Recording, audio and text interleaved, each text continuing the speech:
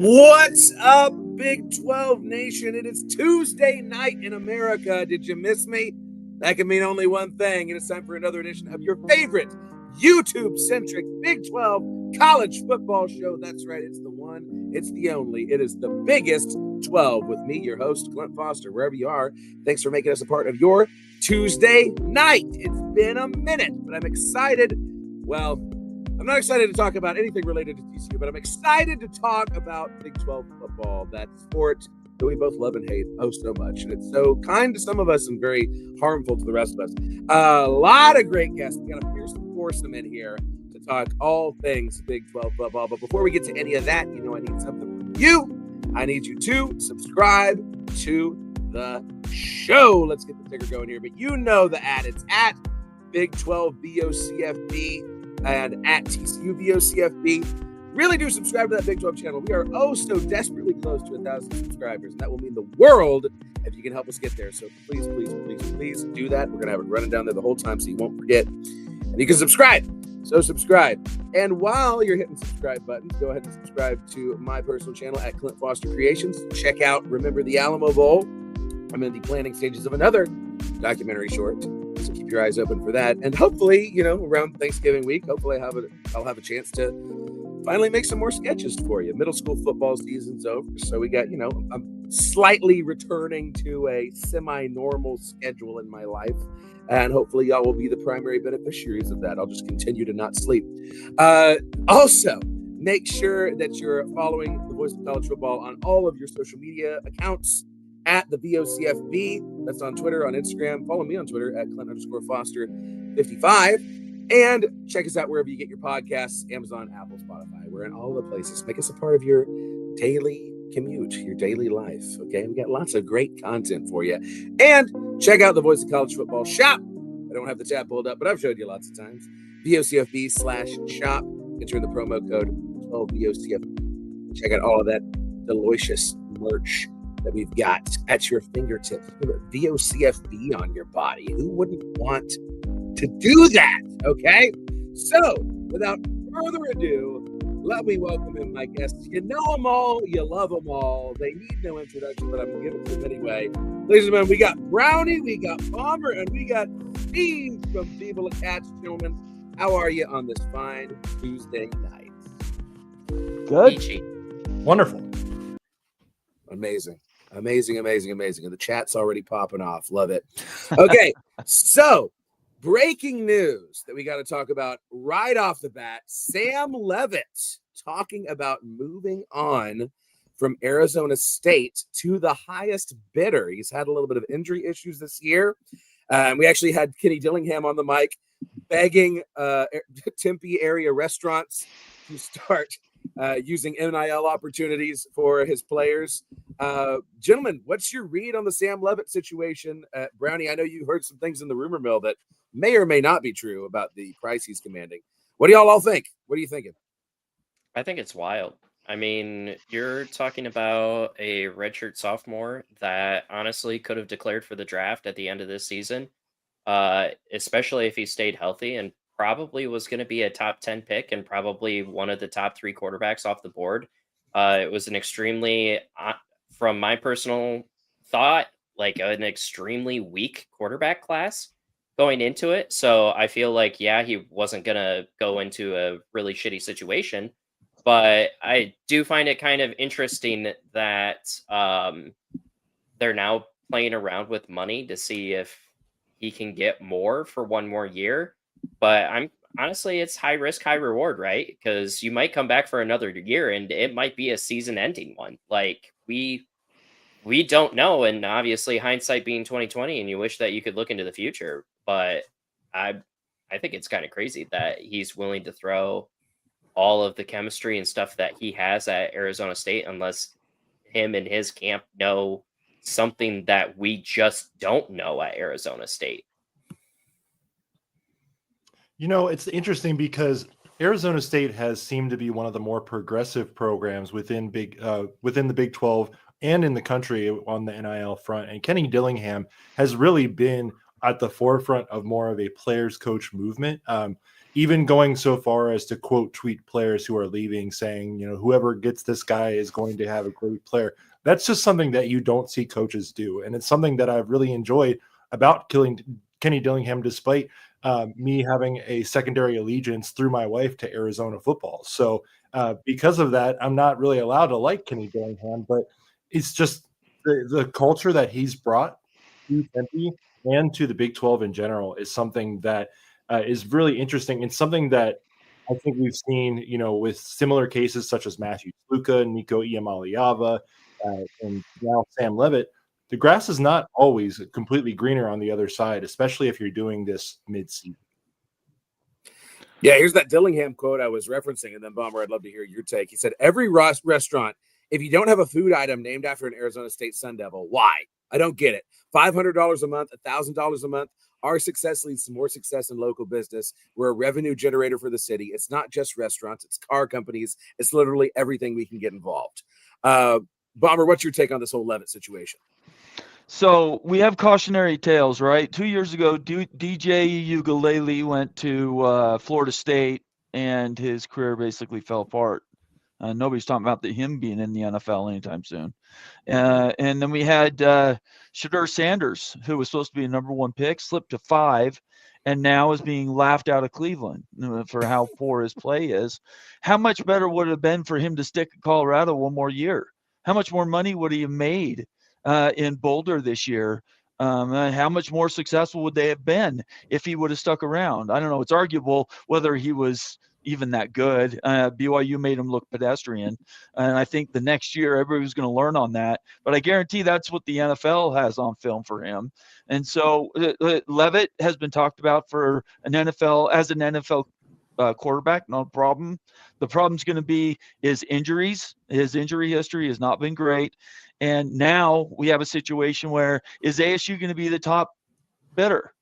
Carson Beck went from Georgia, of all places, to Miami to make $6 million plus. That's more than he's going to make as a second or third round draft pick as a quarterback in the NFL. So unless you're going to be in the first round, there's really no reason to jump to the NFL. So then the only question comes in, what's your quality of life? What do you value more, money or chemistry? And it's arguable whether you could win easier in one conference over the other. I think Levitt's a great quarterback. I think I say good. I think he has some holes in his games that Kim Scadaboo made up, huge difference for last year. This year he hasn't had that kind of protection, and now he's gotten hurt, and he's had a lot more challenges this year. So I think if he stays at ASU, it's probably his easiest way to succeed and get paid, maybe one of the top amounts to stay. But if he wants money, if he's wanting to go to the NFL, there's not the worst thing in the world to go to an Ohio State or Miami or a Georgia. Yeah, and I think realistically, it's got to be Miami or Georgia, because Ohio State has Sayin, and you're not going to bench. Yep. They're not going to bench Sayin for him. Maybe Michigan, while Michigan tries to figure it out a little bit. They got Bryce Underwood, man. They got Bryce Underwood at $12 million. They're not. Oh, that's true. That's a big dollar amount. Yeah. But I mean, of course, that's the whole risk reward thing, though. Like, do you think that Levitt would rather, I guess, go to a national championship contender as the starting quarterback, or like to a team that just needs that quarterback? But just wherever Lane Kiffin is. Like, is he gonna go to Ole Miss or wherever Right. Lane Kiffin is mysteriously walking off of jets? Or is it a desperate situation where a team who is going to have a first-year coach and needs a proven collegiate quarterback to come in and rock the ship for them for a year? Like, speaking of like a Virginia Tech, or even in the league, like in Oklahoma State, if they were really desperate and wanting to win immediately, I could see doing worse than Sam Levitt. He is definitely a solid quarterback. I think all of our concerns and thoughts are definitely fair on how good of a quarterback he is, but he's won a conference championship as a quarterback, although Cam Scadaboo was kind of, the arms, legs, and brawn of that entire team. Sam Levitt was still there. So, and Jordan Tyson was as well. That was what I was Meanwhile, Chris is speaking all of our fears into existence here. Get out of Sam here, Levitt is the Chris. future Red Raiders. It could happen, although Will Hammond is a fantastic quarterback, and Yeah, he's honestly. coming back off of injury. I think as a backup, if you're Will Levitt, do you go, or Sam Levitt, do you go to Texas Tech and potentially sit on the bench, right? I don't know. These are questions everybody has to answer them themselves. Well, I do know this, just moving isn't necessarily a guarantee for success. In fact, you could argue some have gone backwards. Grass isn't always greener. Well, gentlemen, let's move on ahead to Dope and Cope for this past week. Since we didn't have a show last week, I'll actually open up to 2 weeks if you want to say anything from the past 2 weeks that you thought was dope or Cope. Brownie, would you like to go first? Heck yeah. I'll start us off from the previous week. Yeah, I figured you might. Yeah. Dope. Iowa State beat TCU. Yeah, you did. Also dope. I got Buc-ee's, so that was awesome. There you go. And I got to spend spend a lot the of weekend barbecue. with Clint You got Foster. Joe T's. Yeah, we treated you right. That was a pretty dope week. Dishfish. I'm kind of upset that he's not floating around the chat right now. The little jerk. Got to see him for a little bit too. My cope was definitely Clint Foster post game. Wow. Yeah. Okay. I mean, you know. There's Dishfish. I brought him into Dishfish. existence. There he is. Yeah. Yeah. I mean, you act like I wasn't any fun. Like we Oh no, we had an absolute blast. Like it was absolutely awesome. But like, just like every time like we started bringing up the football game, like Clint was like, "Man, fuck this shit." It was awesome. Yeah. So I think that was going to be my dope and cope from like last week. This week, I think my dope is going to actually go out to the previous breaking news of the Big Ten's proposed equity deal for their new media deal that basically says that everybody is on the same level as Rutgers unless you are Michigan, Ohio State, Penn State, USC, or Oregon. So that's super dope just because I hate the Hawkeyes and that'll kick him down a little peg.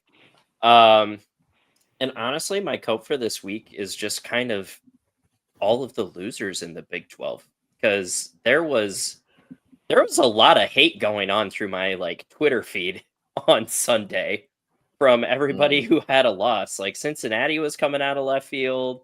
TCU was having a rough go of it. Like I know you and I were texting through some feelings and I told you to drink some Everclear. But I mean, like there was just a lot. There's just too much for me to go over everything. But yeah, the Big 12 was not having themselves a good week on Twitter. Let's just say that. Yeah. Steve, what was your dope and cope of the past week? So I'll go 2 weeks as well. My dope of 2 weeks ago was really getting to see West Virginia kind of get off the schneid and get a home win. They've been playing a lot better over the last stretch here, and so that was good to see them bring that hard edge and intensity and get a win over Colorado, a team who is also struggling, but somebody had to win that game. We do not currently have ties in college football, so I was glad to see West Virginia get a home win. My cope from 2 weeks ago, UCF. I don't know if you guys know this as Big 12 people, but our friends from the American UCF, they had a record of 8-0 leading into this space game against Houston, and Houston now owns space and the space game. So, and as someone who, shall we say, was invested in the outcome of the UCF game, I was definitely coping with that result.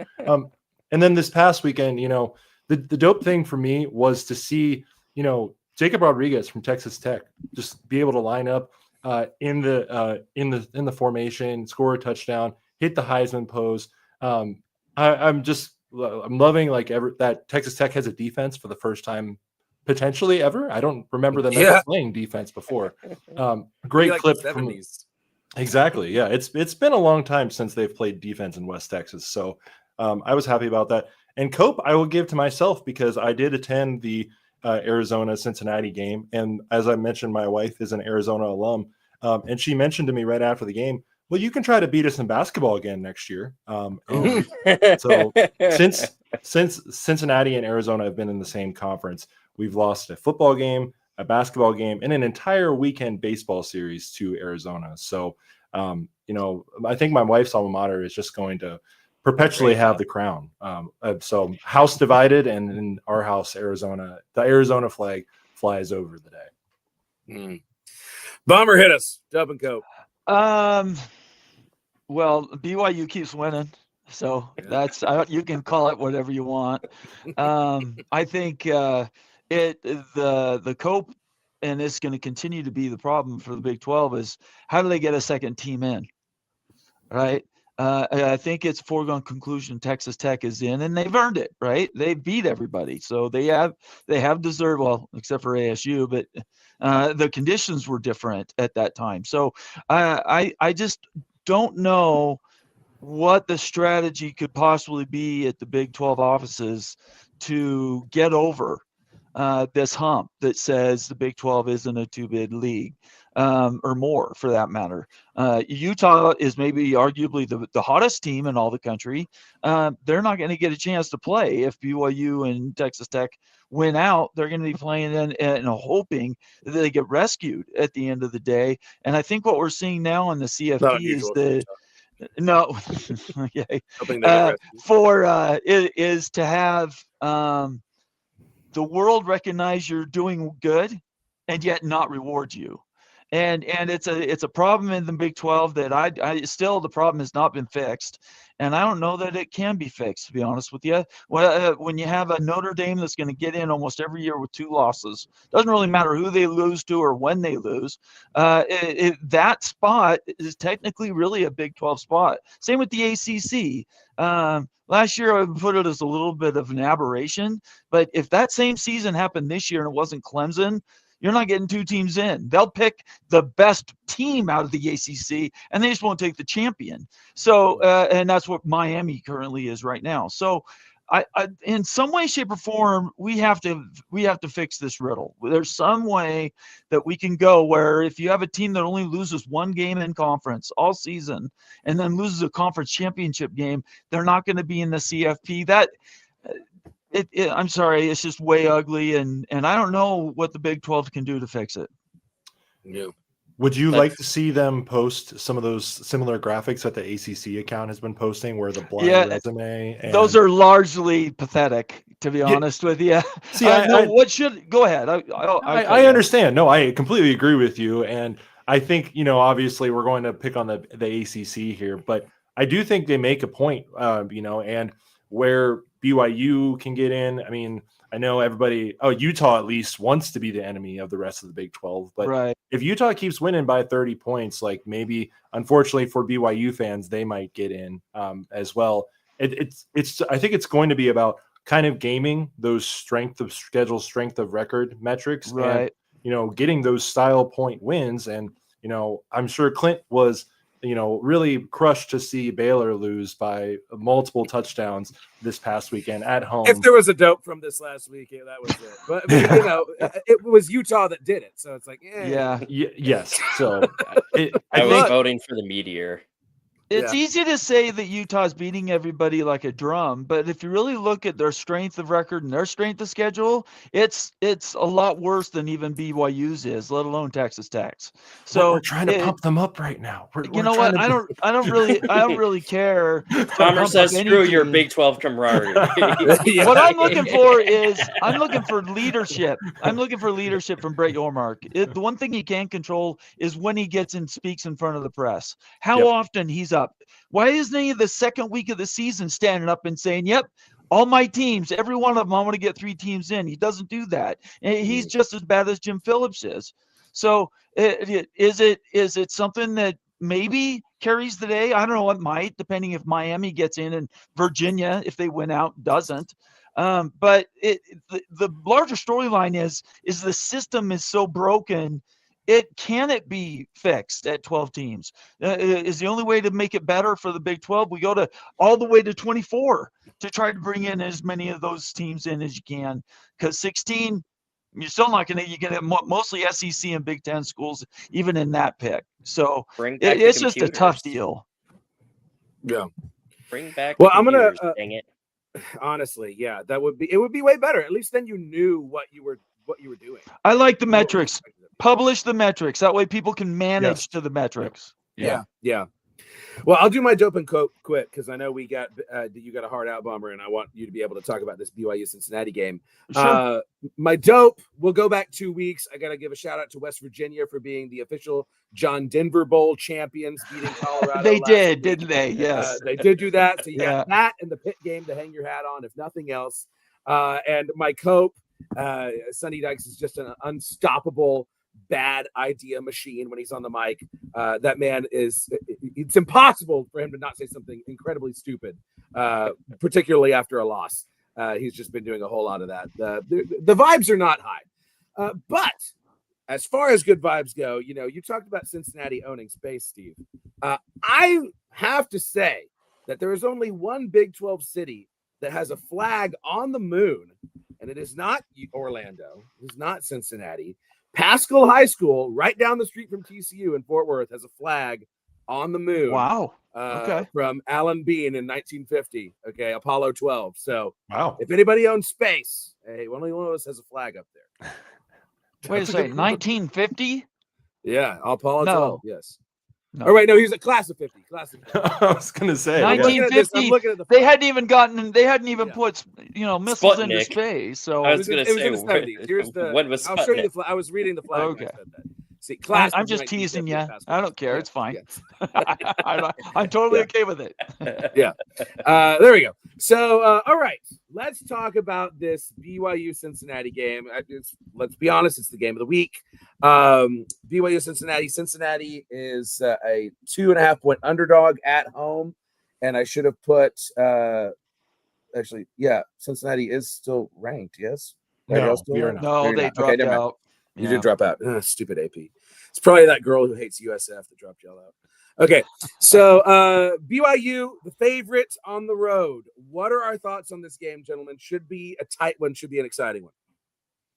Well, I'm just gonna say we're excited to host BYU. There should be a good contingent of BYU fans coming in, and also I'm excited for the Big 12 to see what a nipper at night, or as we call it, nip at night, is truly like on a national stage as well. A few of our fans were definitely upset about the loss last week. It's been a point of internal consternation here in Bearcat land that there have not been enough home night games as we've been in the conference so far. But this is our chance to really show up and show that we do have a great nighttime environment. I'm definitely a fan of a lot of the different night environments, especially Provo as well. I did get to go to the 2023 BYU. I was at that game. That was fun. It was not fun for me, but It was a fun game. I enjoyed the atmosphere, like an incredible game, just an incredible atmosphere. And so that is an exciting point for Cincinnati fans this week, is that we do get to host, what should be a top 10 team on national television for our senior day. It's a big opportunity for Cincinnati. And, I think the thing going in is that Brendan Sorsby has had a decent season before November has started, but his past 2 games have not really been up to the caliber that he had played at earlier in this season. And if Cincinnati is going to be competitive and or have a shot to win near the end of this game, they're going to need him to step up, whether that's in the running game, definitely in the passing game for sure. They've just simply not been as effective on offense over the past 2 games as they were in the previous 7 games. And that's, credit to previous 8 games. My apologies. Credit to, obviously, Utah, Bomber, and credit to Arizona for having 2 strong quality defenses. And BYU brings a lot of the same. But to me, that's going to be a huge key to this game, is that if Cincinnati's at home and is able to establish the run and then get that passing offense going, looks like Cincinnati's second best running back and one of our top wide receivers will be back from injury this week. So should be a fully loaded cabinet for Brendan Sorsby. Now, the stakes are high, though. If BYU wins this game, they're basically guaranteed a spot in Arlington. Bomber, can they do it? Yeah, they can. BYU's defense is top three in the league, top 15 or 18 in the country. Their linebacking core is probably the best in the country. The duo of Glasker and Kelly.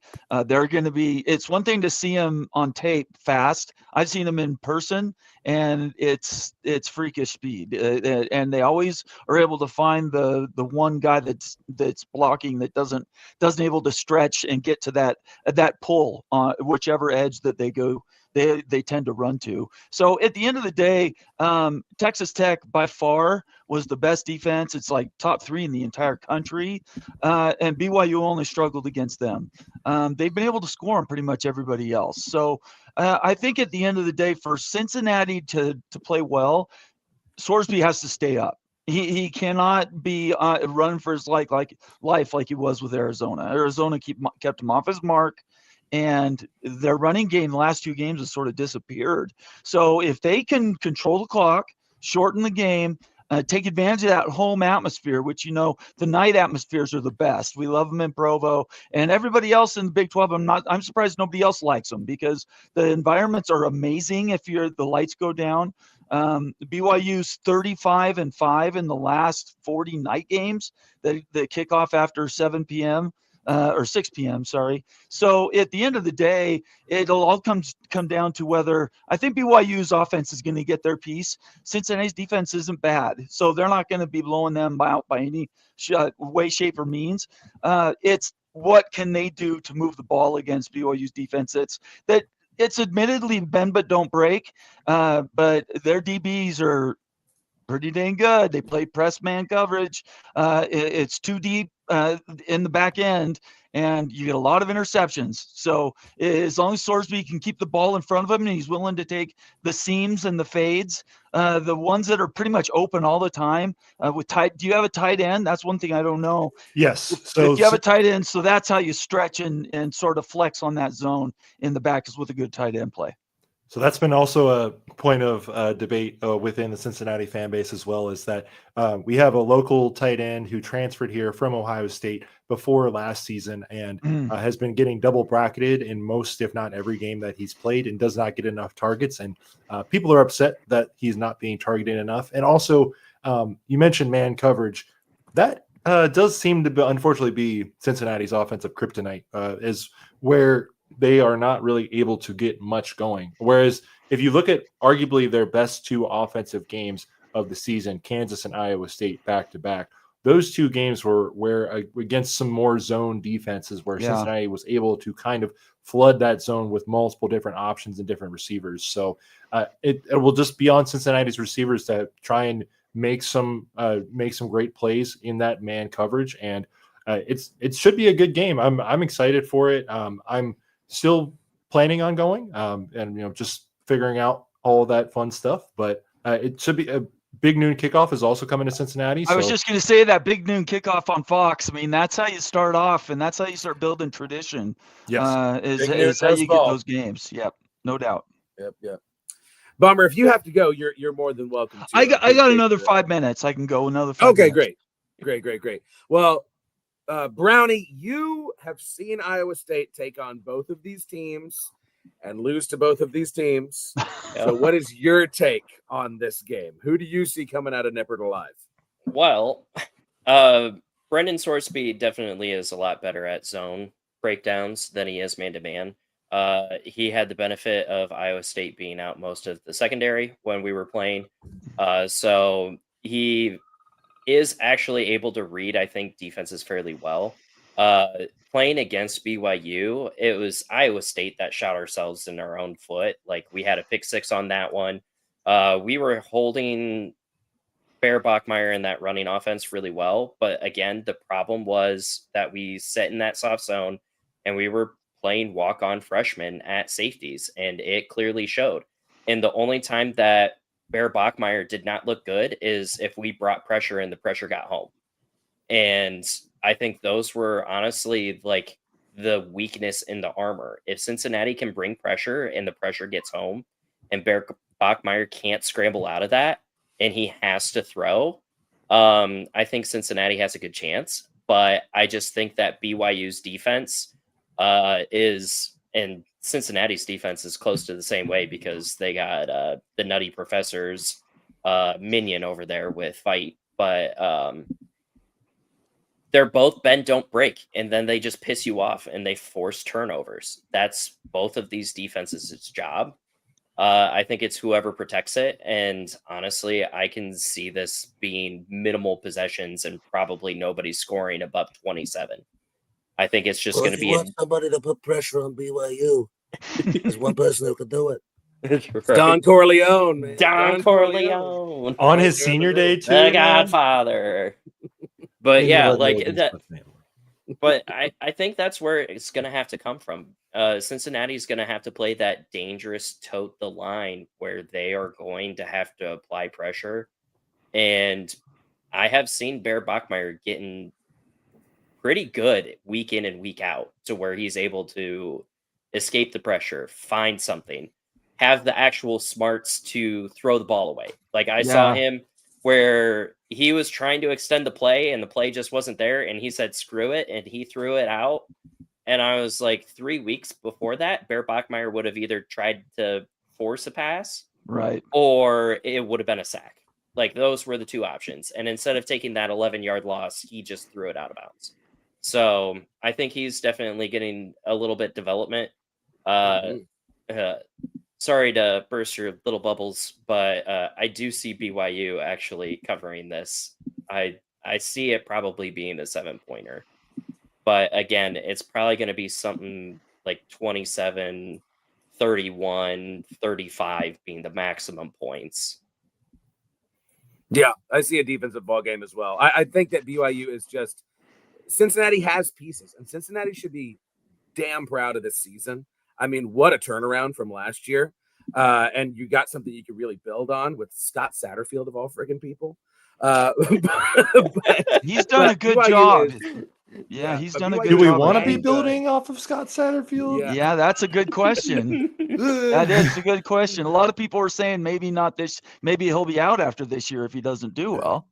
Well, and then in hindsight too, it's probably better to wait a year on the coaching carousel, or who knows, maybe he gets hired away by somebody else, and we just get to pick someone. There else. you go. Maybe promotion by loss. Bring Luke Fickell back. He's not having fun in Wisconsin. I don't think he'd have much fun here either. But yeah, I think BYU's they're a team on a mission, right? After getting left out last year. And they're playing dadgum good. And Bear Bachmeier has just been, I feel like, above and beyond anybody's wildest true freshman of what he could have been. True freshman, yeah, he's played. You can't let BYU keep getting away with this. I mean, listen, we all remember this summer. So, Bomber, we did the BYU preview show early before Retzlaff's whole incident, and then after that show, every single show, we had buried BYU. We were like, oh well, it's too bad they're not going to be any good. And lo and freaking behold, that defense and Bear Bachmeier and Kalani Sitake, man, they put it together. It's a very good team. And frankly, whether they win or lose against Texas Tech and Arlington, assuming they win this game, they deserve to be in the playoff. I don't know if they'll put them in, but they deserve to. Yeah, I don't know. 2 years in a row, leave them out at 11-2. That would suck. That would suck. So, we're definitely thinking that. What's cool about this year is this year wasn't supposed to be the year. You just said it, right? This year with Retzlaff, you maybe have a team that's very, very junior oriented. So maybe you were building even for the next year. You take Retzlaff out of there, everybody took it for granted that it was just going to go in the backwards, and it hasn't. And it hasn't is because Kalani's built in a culture that is going to be around now. So if people are tired of BYU now, it's just going to get worse as the years come because NIL's there, opportunities there. So if people want to play, they can come to Provo. And that's, I think, now we're back. I don't think we're going anywhere again. Mm-hmm. Yeah. Well, that's a good one for you to go out on if you need to leave. Sure, yeah. I want to thank you guys for having me on. I really appreciate it. Go Big 12. I just want all the, That's right. let's just keep Except winning. Utah, right? Well, Yes. yeah, I'm not a fan, but at the end of the day, my day would be best if BYU makes the Big 12 championship game and Utah does not. So if they're 10-2 but don't get in, I'm very happy with that. So whatever it takes to get us to that point, I'd be okay with. Yeah. I just think it's really important that Baylor keep Dave Aranda on staff. Yeah. I think he's really building Baylor something down there, and Utah can start losing Jeez. again. That'd be great. So let me ask you a question, Clint, since I've got you. So now you're looking at all these schools that were Big 12 precursors, right? The Hateful Eight, and now you've got BYU, Utah, ASU, Cincinnati. These are not guys that were in your conference over 2.5 years ago. I mean, how are you doing in Iowa State? How are you doing in Dallas? I don't know. Basketball school. There you go. You're a women's basketball. There you go. Yes. Yeah, women's basketball. I just don't know where those schools go. They're state universities, land grant, don't necessarily have billions and billions of dollars in booster money. I just don't know where these older schools go. It's all up to the culture. Yeah, life is not fun right now in Fort Worth. Yeah, I mean, for us, it's always been about culture because we've never had the money. I mean, even before we got Matt Campbell, we didn't have very good amenities. Right. And I mean, I even posted it on X a little while ago because Josh Pate was saying how Penn State needed to go after Matt Campbell. And I mean, I was a little ticked off because I don't want Matt Campbell to leave. But when you realistically think about it, Matt Campbell came into a losing doormat program in Big 12. No winning seasons. He's only had one losing season at Iowa State. Well, two. Sorry. Forgot his first year. And he did it with nothing. Like, no NIL money. We finally just started getting upgrades to our facilities and building new facilities. So the money and the interest is there. We don't have as much as everybody else. So when you think about it, like, we have to go and find the diamonds in the rough. Like David Montgomery. 3-star running back. Breece Hall, 3-star running back. Brock Purdy, 3-star quarterback. Like, these aren't 4 or 5-star guys, but they're playing in the NFL. The problem is Matt Campbell doesn't really see the picture of, oh, they're going to be a great college quarterback. I want the college quarterback. He sees it as an investment into the NFL.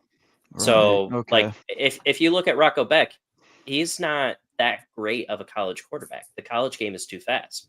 But when you get into the NFL where it's a little bit faster, but he also has full protection and he's not almost dying every drop back, he's going to be a system quarterback just like Brock Purdy is. Like, it's just the mold that Matt Campbell has made. And Iowa State fans have to be okay with winning 7 games, 8 games, maybe get a double-digit win season every now and again if we have like a good recruiting class. But we're not going to be able to hit home runs. We're not going to be able to, like, even with the salary cap, we can't afford to compete with BYU, Texas Tech, anybody else realistically with a whole lot of money. So, I mean, we're just big chilling. Basketball school.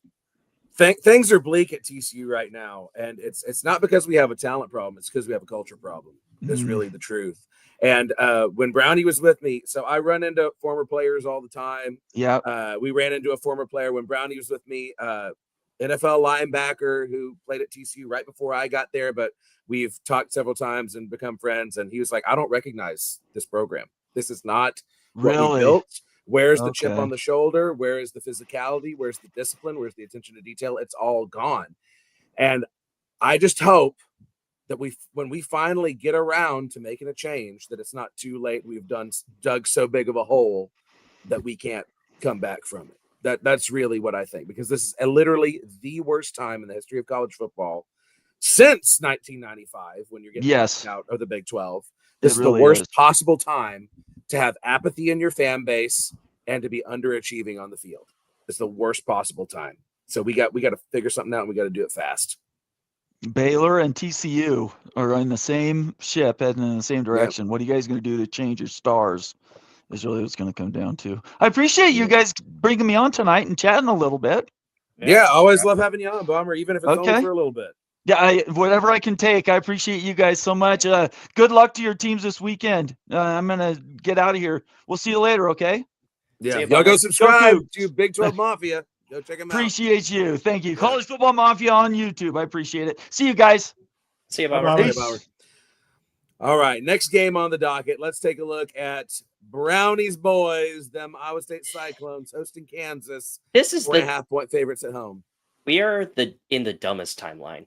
I'm just gonna say that right now. Because like I don't know if you guys just saw the update, but now we're out 2 more secondary players.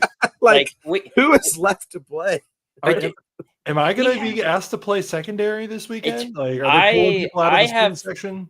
What's Open really tryouts funny like Ted is Powers? I actually called, or I didn't call him. I texted him, and then we ended up like seeing each other out in public. The head of our NIL collective, and it was during our kicking situation where we were basically using a 360-pound offensive lineman to do kickoffs. I was like, I do have like 3 years of eligibility left. All it takes is 300K, and I'll happily come back and kick some balls. And he kind of chuckled or whatever, and he's like, "Oh no, like our team is good, like we're on the mend," and da da da da da. And then I just keep seeing the injury report and the list for DB, DB, DB, DB, DB, DB, DB, DB, DB. Like, I think we are now officially down to 1 of our starting 5. Wow. More like in our secondary. And he is also a little banged up. And we are now down to, I think, actually starting with the most reps, 3 backups that are walk-ons. And then our corners are converted wide receivers right now that were on the practice squad. Our linebacker core is down to 1 of our starting linebackers. Our defensive line is all okay, so that's a positive. But Kansas honestly has had our number the past couple of years. We've lost to them at Lawrence, we lost to them in Ames, and then we lost to them in Kansas City. So we're on a 3-game losing streak. Lance Leipold kind of needs this win if he wants to be bowl eligible, because the week after he has Utah. So honestly, like, this game is whether or not they're 6-6 or 5-7, and I know that the Kansas fan base is also not very pleased with not making bowl games. And Leipold hasn't made a bowl game since like 2023 now.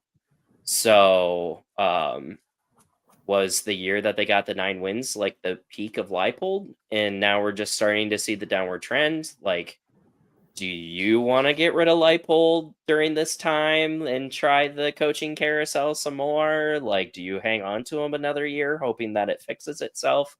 I don't know the answer necessarily, because I know that I don't want to fire Matt Campbell, and we only have 6 wins. And I mean, I'm looking at a freaking Liberty Bowl versus Memphis for 3 consecutive times now. So They do like you guys there. I hate it. Everybody hates it. Why we keep going there, I do not know. Dishfish brings up Brownies. Dishfish. Come on, man. The The 3 guys that got no interceptions were all backups. I bet listen, that's more of a TCU problem than an Iowa State strength. Like this, we've scored. I think it's something like we've scored 10 points in the first quarter in the last like 6 games or something ridiculous. I need to actually look up that stat. But Steve, what's your take on this? I feel like Iowa State's going to win this game. What's your take, Steve? I think they should, but I'm just proud of Kansas football fans for actually, being upset that they're not making bowl games now. That's a lot. That I say that in jest, but also seriously. Like, claps to them. That is a long way for Kansas football to have come over, what we've known of them. And I don't think they should be firing Lance Leipold after missing a bowl game for 2 years, because look at the previous, 15 years, other than the Texas win before him. I do think it's going to be tough next year when they have to finally replace Jalen Daniels, unless he has another year. We'll see. I don't think he does, but you never know these days. So I do think that Iowa State should take care of business. Home game in Ames, final home game of the season, correct, Yep, Brownie? senior night So or yeah, senior day, I should say. Yeah, and Senior 11. morning. yes, Yeah, it's 11 a.m. kickoff. Matt Campbell's going to be emotional, before the game, giving all those seniors their props. So I see this as an Iowa State win. Hopefully by more than the 4.5, because I think that's what everybody wants for their senior day, is a nice, easy win. Yeah, I would also like to somehow manage an 8-4 record and pull ourselves. And I think that would be the freaking Liberty Bowl. I just don't want to go to the Liberty Bowl. I will happily take the Rate Bowl. I don't even care. Like, send me to Arizona. Phoenix is lovely this time of year. Yeah, like just send me anywhere that's not Memphis at this point. So, Clint, I'm curious, just as someone who's been following the Big 12 a lot longer than me, is that a fair assumption that, Kansas fans are a little bit over their skis when they're complaining about a coach going without a bowl for 2 straight years? Because, you guys are closer to it than me, obviously, because we've just won the conference 2 years ago, but I've only known Kansas, other than the Orange Bowl team, as just not being very good. Listen, Kansas used to be happy if they had 3 wins in a season. Yeah, it speaks to raised expectations. It's in the new stadium, because they were a complete doormat. I mean, it's not that long ago. I feel like it was 2016 or 2017 where I have a picture of it from the TCU Kansas game that they had it was like going into the fourth quarter and they had negative yards on offense and 0 points. Probably 2015. Because that was their 0-12. Well, it was the year that Doug Meacham was the offensive coordinator there. 2017? Yeah, so I think it was 2017. Let me see if I can find that picture here. Here it is. Okay, so Kansas, offensive game summary. 23 rushes, 14 passes, negative 6 yards. It's in the second half. That's not good. Yeah. So, they were a doormat. And so I think, and it's okay as a fan to want more, For it's sure. okay as a fan to have, and Kansas has played well enough to make bowl games. So it's okay for fans to be upset that they're not in bowl contention, especially with a guy like Jalen Daniels. But, Big 12's, it's a tough conference to play in, despite what ESPN would have you believe. It's a tough conference to play and win in. And so I'm only a TNT man. I don't know that 4-letter network. I only watch Big 12 football on TNT. Okay, so here's that stat for you. I have confirmed it now. In the last 6 games, TCU has scored 10 points in the first quarter of the last 6 games, and they all came against West Virginia. Oh, so scoreless in the first quarter against Colorado, Kansas State, Baylor, 3 in a row, and then Iowa State, BYU back-to-back scoreless in the first quarter. Yeah, well, our first half was kind of El Assico. Too. It was. Neither one of us were happy at the first half. No. Okay, so Iowa State. Whether you like it or not, Brownie, Iowa State's winning this game. Okay. I mean, I'll take the win. I'm just not very confident with that win. We're also out Gabe Burkle, our second tight end. So I just don't think Kansas is that good this year. I mean, they can piss in your Cheerios, right? For sure, late in the season. They have pissed in my Cheerios the past 3 years. I'm sick of it. Yeah. So, all right. Moving on to Baylor at Arizona. I don't think Baylor has a freaking prayer in this game. No. What's y'all's take? Is this Dave Aranda's last stand? Is this finally the game? I mean, I know there's a void of leadership right now at Baylor, but I don't know how you let this go on much longer, because it seemed. And then, this would put him at 5-6, and then their final game is against Houston, which they are probably not going to be favored to win. So unless you want to let him coach out the season and then relieve him on the Sunday after that game, but it's kind of a strange thing where we wondered if Brent Brennan was going to be on the hot seat to start the season, and now he could win 9 games this year. I don't think they'll beat Arizona State. I hope I'm wrong, obviously, because my household would be much happier if they did. But, it's just interesting because it's kind of like we thought these 2 programs might be in the same section of the Big 12 standings. And credit to Arizona. They've really shot up this year and won the games that they were supposed to win. Arguably could have beat BYU in the last seconds there in Tucson. A 9-win season like you mentioned for Cincinnati, Clint, that would be a crazy improvement for Arizona. Yeah. What do you think, Brownie? I'm not seeing much hope for Baylor either. I just think that it's very interesting though, because usually you want an athletic director in there to get your hire. However, Yeah. I mean we're starting to see coaches just get with teams now middle of the season. I mean, James Franklin just went to Virginia Tech. Yeah, wild. So, I mean, some of these other coaching jobs that are open right now, like you're gonna probably get first crack at the other guys that got let go that might potentially give you like those wins. Steve. Right. There's But, a great picture of him just like with a woman. Yeah. No. Oh, have you not seen that one? Oh, I have seen that one. I meant the Mac Rhodes picture where he's talking to Dave Aranda after the game, and he's got the strangest outfit I think I've ever seen. Oh. And he was the guy that was yelling at a Baylor tight end for having a wrong yellow shirt. Yeah, he was wearing a yellow shirt instead of a dark green shirt.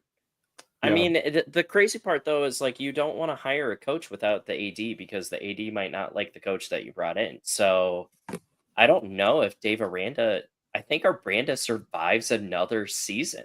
Like, but if really, I think so. Like, I don't know how you get an AD and then an AD enough time to make a coaching decision. But if you go into another season at Baylor, I mean, I saw people like after the Kansas State game that they won this year saying like, if Aranda is the coach tomorrow, I'm not renewing season tickets. I'm not doing I think Brownie, you got to think about, how much money they're actually going to make from like tickets and donors and all that stuff.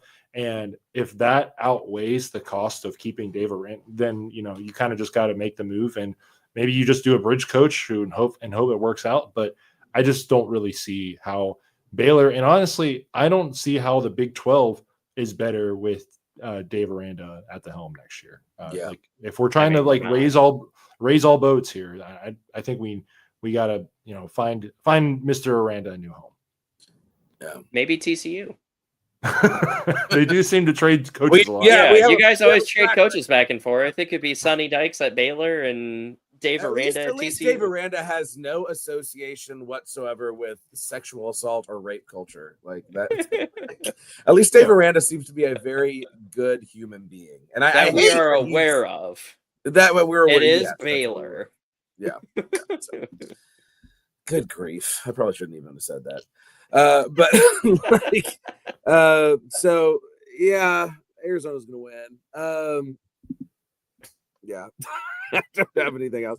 Hey, here's another foregone conclusion. Oklahoma State UCF. 14.5 points for UCF. So, I mean, I feel like UCF covers, right? I'd like surely. Yeah. The bounce house. I don't know. If they wear their pants to say space. Right? Yes, exactly. They need the space. Maybe they'll just retroactively make this the space game. But they're like psych. Yeah, actually. But yeah, man, if you're seeking this one out, just I hope you find. Yeah. We want you to watch all the Big 12 games, but I'm sure there's other ones in this time window that you can. If you want to see a blowout, put this one on. Yeah. You guys want to see a dead body? Yeah, for sure. Literally. For sure. All right. Wow. Okay, so I think this line. I don't know why Vegas keeps giving us these absurd lines. We didn't have a show last week, but the line for the BYU game was 3 points. I was like, I'm not a gambling man. I know that if I put money on it, I will lose the money, but I'm like, that is the stupidest line I've ever seen in my life. Of course, BYU hangs 44 on us. 1.5 points against Houston. Listen, Houston shoved us in a locker and took our lunch money last year at home. Okay. I have absolutely no faith in it. I think the wheels have completely come off of TCU this season. There's no way. There's no way we win this game. This is the only game that I feel felt remotely confident about of our last four. And even now, I think the vibes are just too bad. I don't know. Tell me I'm wrong. Tell me we can beat Houston. Or don't. I really would rather we didn't. You can totally beat Houston. Yeah, I have utter faith in you. So I still think TCU is going to have more fans of this game than Houston will. So I do think that is consideration. I think we had a comment. You underestimate the apathy that is set in with this fan base right now. Truly, I mean, for sure. there are a lot of Houston folks. There are a lot of people, TCU people in Houston. So yeah, they might roll out to the game, but I mean, I ain't going. I was just down in Houston this past weekend. I'm not going back. Yeah, no, and I don't blame you, and I don't think this is like I think TCU. I'll ask you, Clint. Is it time for TCU to consider it? I know this is a tough coaching carousel, but you can't think about that if you're TCU. Like I have a lot of respect and credit for TCU. I think you guys like are definitely like if you wanted to be Texas Tech or SMU, like you like just and flood a bunch of money into this and like really get a top tier roster. I think you could, and I think all the things you said about the culture not being there, like I was kind of surprised. I've been kind of surprised, honestly, to see like TCU on, after 2022. And I'm sorry, I'm probably speaking a broken record to you. I know this probably is going on in your head all day, but like, it's just, I do think that maybe something could more inspired hire, and this thing could be right back on track after 2022. Well, the common refrain that everyone has been saying, even in 2022, is Sonny did it with Gary Patterson's players. What's it going to look like when it's his players, when he's the one building, right? And that has become more and more apparent with every passing year. Those guys in that 22 team, it was the perfect situation where you had a group that had the leadership, had the discipline, had all of the toughness of a Gary Patterson team, and had been through the fire and flames. They just needed someone to let them be them and have fun. And Sonny was that guy, right? And when you have a player ownership team, you don't have to do a whole heck of a lot, right? You just kind of let that bus drive itself. Well, okay, so let's see you build something, Sonny. We're 3 years in, and he loves wrapping those 12 wins or 13 wins, 12 wins from 2022 into his overall average. He's like, well, we're averaging 9 wins a season. Bro, shut up. If you take out 22, we're averaging 6 wins a season, okay?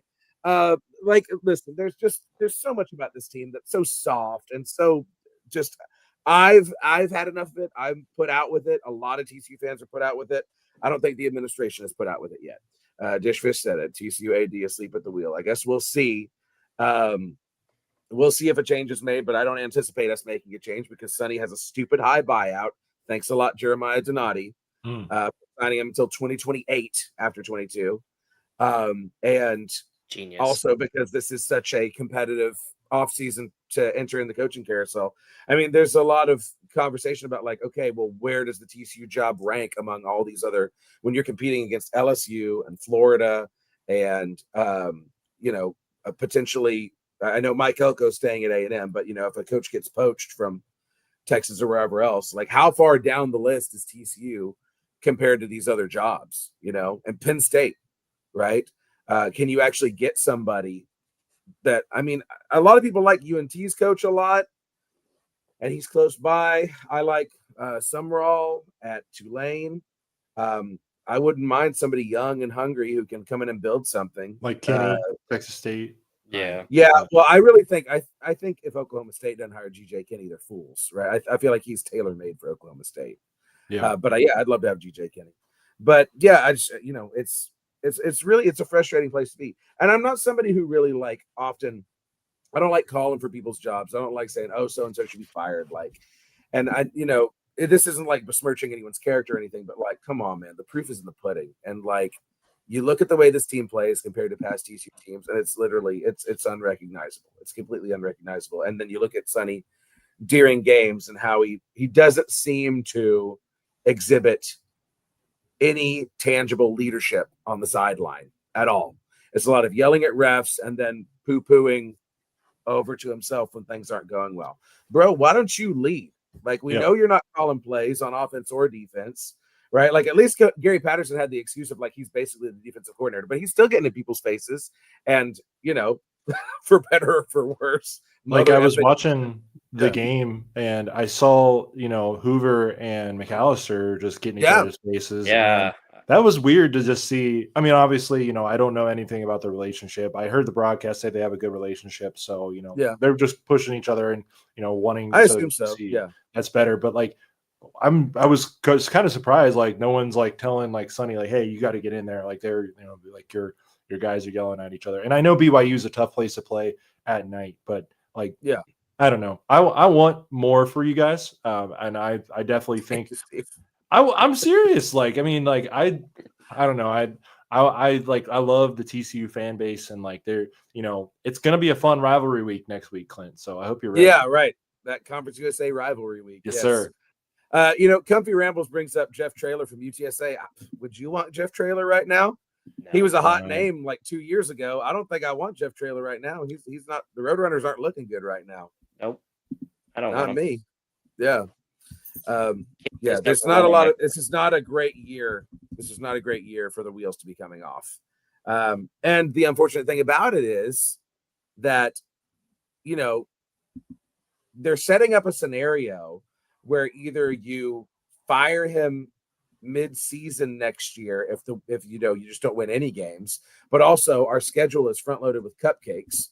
So you're going to start. Hold on, let me even look at our 2025 schedule.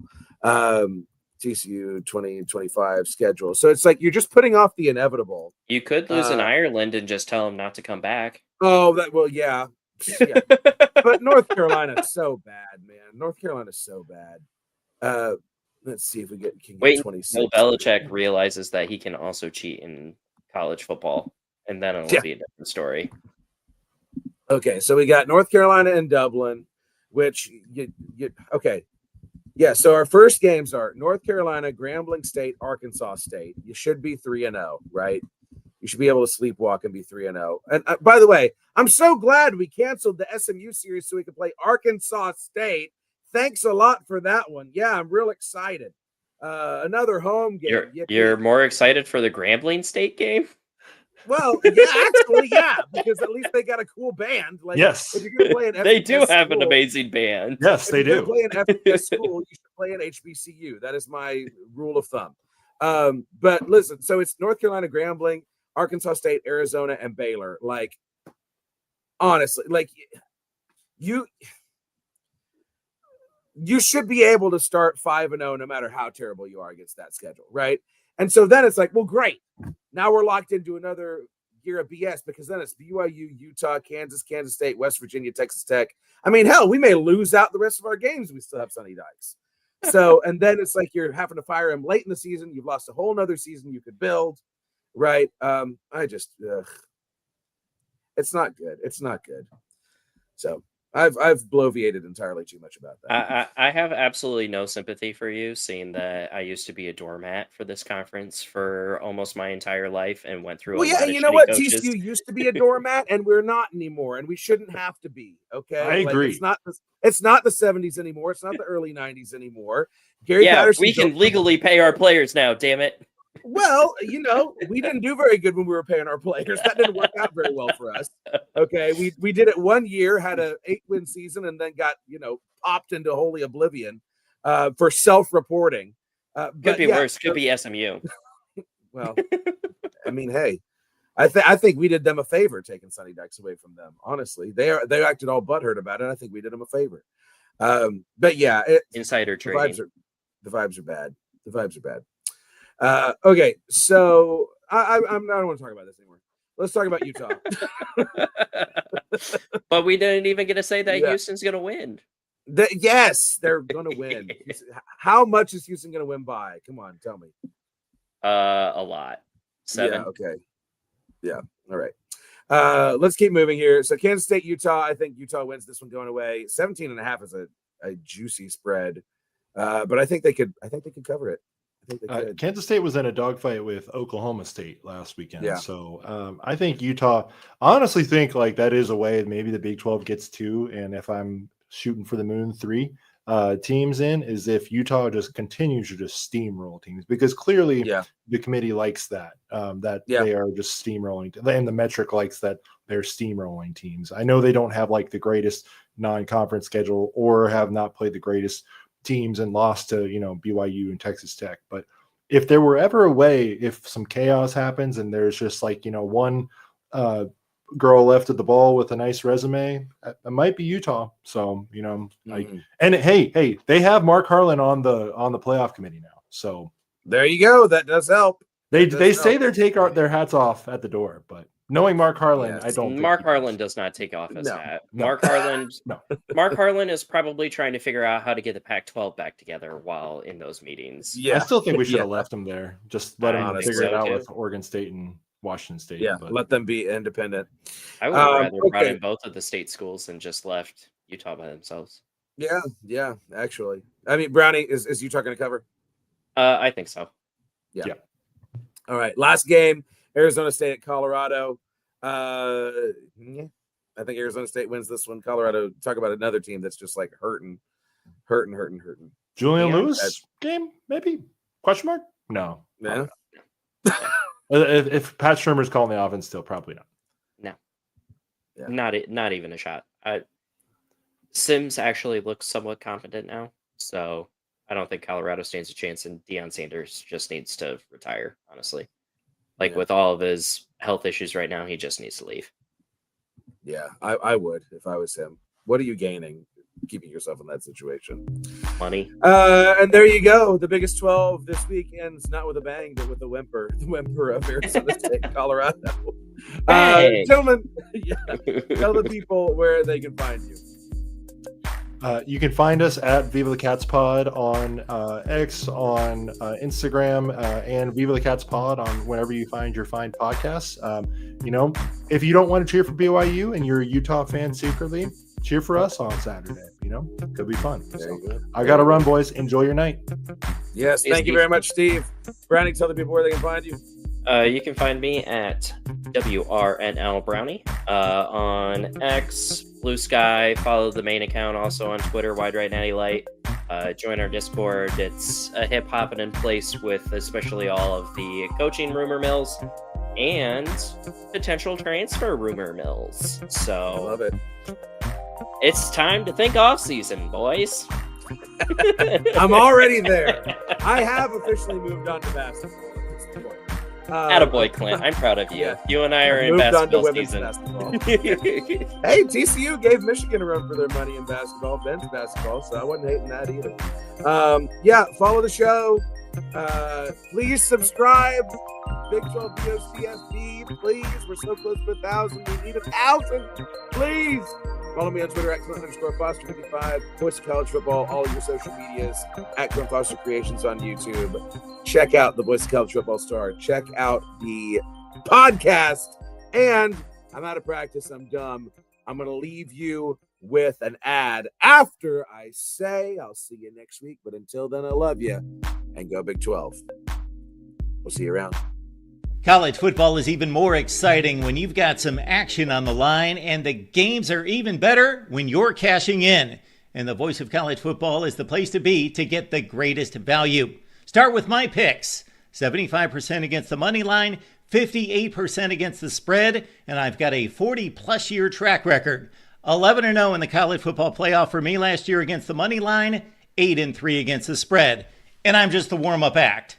Steve Merrill of Wager Talk is our ace in the hole, show stopper. 7 years with the Voice of College Football, over 30 years in the industry. Steve gives us analysis on all the big games, but you can't miss Steve's weekly under-the-radar pick. 28-12 against the spread the last 3 years. You also get picks from some of our top analysts here at the Voice of College Football, including Corey Bratta, Matt Zemek, and Steve Dace. Check out those numbers. Become a YouTube or Patreon member for just $99 per month. Go to the main channel on YouTube, click join, and then select the betting tier. Do the same thing on Patreon. Make 2025 a winner now.